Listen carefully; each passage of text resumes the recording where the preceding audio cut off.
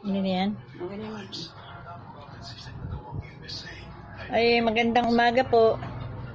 Yan, hawakan ito. Sa mga makakapanood o makarinig, ako po si Victoria Malubay Rodriguez.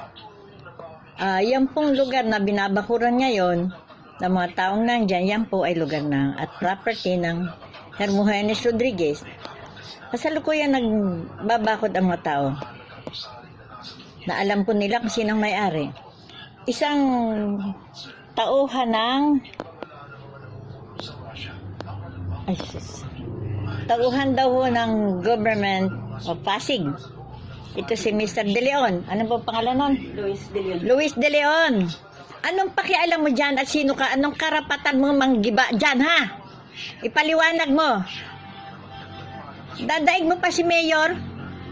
Ha? Hintayin mo ang kaso. Kaya hindi mo alam, malaking kaso yung haharapin mo. Ha? Private property yan. Alam ni Mayor yan. Private property ng Hermogenes Rodriguez. Pero hindi lahat ng Rodriguez na maangkin dyan eh. Papatulan nyo. Kaya humanda ka na lang. Alamin, at kung saan ka man nagtatrabaho, ay napaka-bobo mo. Ha? Action, umaksyon ka nang wala kang karapatan, umaksyon ka nang hindi mo alam kung anong lagay ng mga tao nandyan. Kaya harapin mo sa husgado yan. Paliwanag mo kung anong karapatan mo at gigibain mo yung mga bakod. Hindi mo hayaan. Hayaan mo kung sino man ang gustong kumasok, pero wala kang karapatang gibain ng anumang bakod dyan. Kahit sabi mo ang tao ng gobyerno, si Mayor, barangay na natigil na nga dyan si Marites nyo, yung asilo na yan, ikaw naman ang sumunod, gusto mong pumapel.